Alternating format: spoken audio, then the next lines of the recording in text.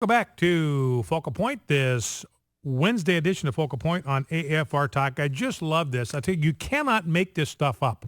I mean, we're going to get back to Rand Paul here in just a second, but you cannot make this stuff up. It's just hilarious. And one of the things this proves, ladies and gentlemen, is that God has a sense of humor. He's got to be up there just laughing his head off.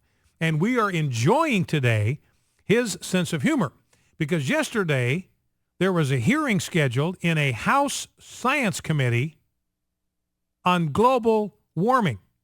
So the House Science Committee is going to have this hearing on global warming, all about the catastrophic dangers of global warming and how the end is coming, and it's the Mayan apocalypse because the earth is going to bake to death. We're going to fry. We're going to have drought. We're going to have famine. We're going to have pestilence. It's going to be the end of civilization as we know it.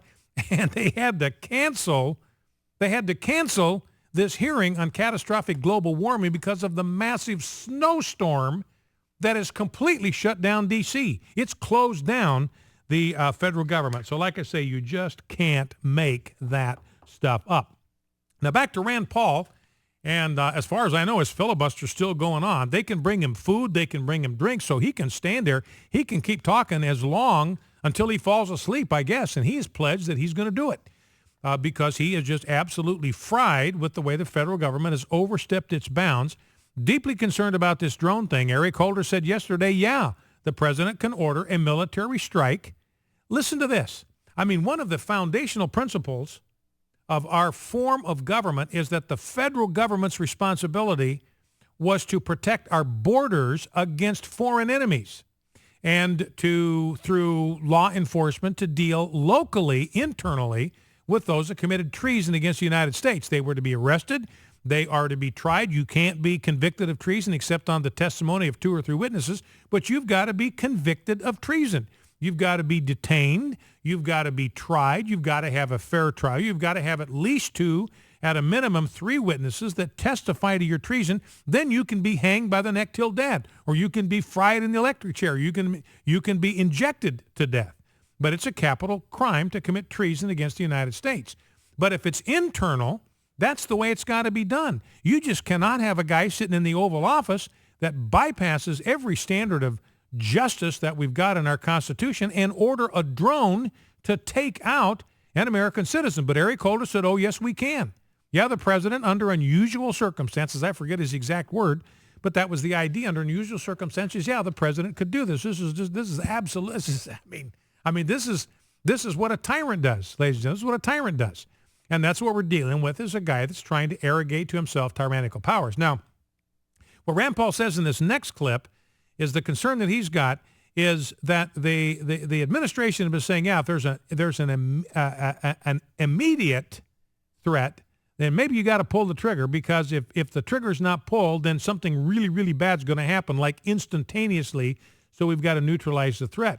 But what Rand Paul is saying, look, is they are monkeying around with the terminology here to expand the range of the president's actions. Let's listen. They told us a couple of things about their interpretation of it. One, that they have no geographic limit to their drone strikes. The second thing is they told us what they thought was imminent. And this is pretty important, because they told us that the way their lawyers interpret imminent is imminent doesn't have to mean immediate. Now that's a pretty foundational difference, because immediate means right now. That means if you don't do something at this moment, in the next moment, something bad is going to happen. Somebody's going to get killed. Something's going to get blown up. But imminent means it could happen pretty soon. So if you could expand the definition of imminent to the point where it could be a matter of weeks, or it could be a matter of months. That's got all kinds of wiggle room in it. And so what Rand Paul is saying is these lawyers are monkeying around with this. And if they shift the definition from immediate threat to imminent threat, then they are giving themselves the license to use military assets to kill an American citizen, basically an assassination on American soil with no due process. And here's what he says in the third soundbite, how this completely vitiates every single principle of Western jurisprudence and American justice. Let's listen. White House Secretary Robert Gibbs attempted to defend the kill list, which is secret, of course. You have to remember, if we're going to kill non-combatants in America, or people we think might someday be combatants, the list will be secret. So you won't get a chance to protest, hey, I'm not that bad. I might have said that one time, but I'm not that bad. All right? I have objected to big government, not all government. I'm not fomenting revolution. I was critical at that meeting. I was at a Tea Party meeting and I was critical of the president, but I'm not a revolutionary. Please don't kill me. Should we live in a country where you have to be worried about what you say? Should we live in a country where you have to worry about what you write? And what kind of country would that be? And she's exactly right about this. I mean, the First Amendment gives us the liberty to say things that politically make an administration uncomfortable because we criticize their policies. We're not threatening them. We're not urging people to take up arms and go blow people away. We're not talking about that. We're not doing that. But what the First Amendment protects, when it protects the freedom of speech, that was political speech. That we are protecting the right of the American people to engage in vigorous and robust political debate over very, very important public policy decisions. This is what tyrants don't want to let you do. Tyrants do not want to let people disagree with them, do not want to let them express their opinions if they are critical of the policies of the current regime. That's how tyrants operate. And what Rand Paul is saying, look, that's the direction that we're going here, where based on the way the administration is crafting their policy here about the use of drones, you've got to be concerned that something you might say at a tea party, would be used as an excuse to drop a drone or a bomb from a drone, a missile from a drone on your house. And you would not even find out about it till you'd been vaporized. Now, on the next soundbite, Senator Paul talks about this kind of staggering hypocrisy with Obama's policy. Let's listen. See, here's the real interesting thing. We had a president who ran for office saying your phone shouldn't be tapped without a warrant. But what happened to candidate Obama, who wanted to protect your right to privacy of your phone, who doesn't care much about your right not to be killed by a drone without any kind of judicial proceeding? I think we should demand it. The way things work around here, though, is people kind of say, yes, we'll demand it, and maybe later on this year we'll talk about a bill or talk about getting something. What they should do is just say no more. We're not going to move forward until we get some justice. So that's Rand Paul pointing out that President Obama talked about how horrible it was for President Bush to engage in this warrant-authorized electronic surveillance, and it had to be legally authorized. It had to be judicially authorized, and President Obama campaigned on what a horrible miscarriage of justice, and now he's talking about dropping drones on unsuspecting American citizens with no warrant, no cause. It's a secret list. Nobody knows what's on the list. And that's part of the problem. Clip 5 here, Rand Paul says, look, part of the problem here is this kill list. Nobody knows who is on it or what the determination has been made. Now, you can understand if you're on a field of battle, I'm not talking about what happens on the field of battle overseas. I got no problem with taking out American citizens that have taken up arms against the United States government. I got zero problem with that. You jump in a Nazi Panzer tank, you put on a German helmet, you aim that tank at American soldiers, we're going to fry you, and I don't have one bit of hesitation about that. But that's not what we're talking about here. We're talking about drones being targeted at American citizens. And speaking of transparency, the Obama administration said we're going to be the most transparent administration in history. And Rand Paul says we can't even find out how many people they have killed using drones. Let's listen. It is paradoxical that the federal government would need to go before a judge to authorize a wiretap on U.S. citizens, even overseas, but possibly not have any kind of oversight of killing an American here in America. We've asked him how many citizens have been killed. We haven't gotten an answer to that. They say not many, and hopefully it hasn't been many. But I think it's important to know.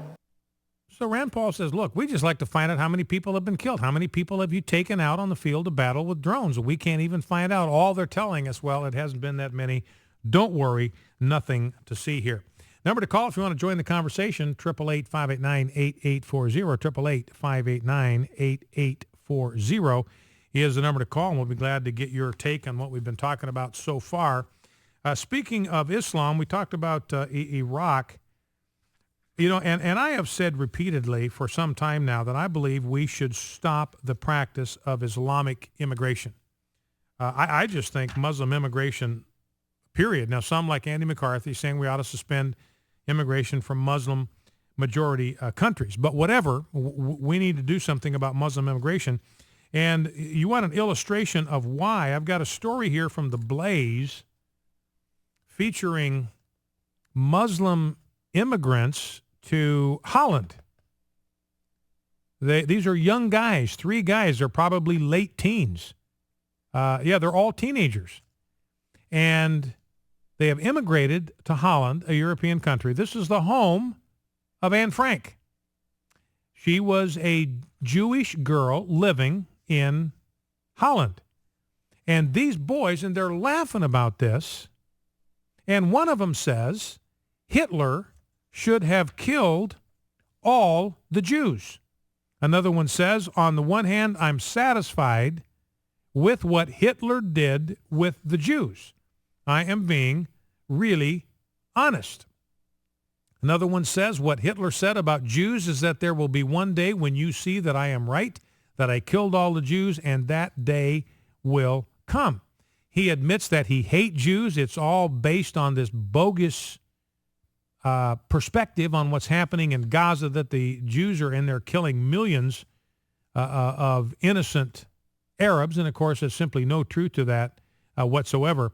But, again, you know, one of the youth says, I hate Jews, period. You can't get that thought out of my mind. You can't get that thought out of my mind. I hate Jews. So here's a Muslim immigrant. You know, everybody says, okay, well, we got to get the youth. We got to capture the minds of the youth. We got to capture the hearts of the youth. Sure, we've got these older Muslims. They believe all this stuff about killing the infidels, but surely the youth, they're pure, they're unsullied, they're innocent. That's the hope of the future, is getting hold of these Muslim youth. Well, here's teenagers. They hate Jews. They believe Hitler did the right thing, and they wish Hitler had, in fact, killed all of the Jews.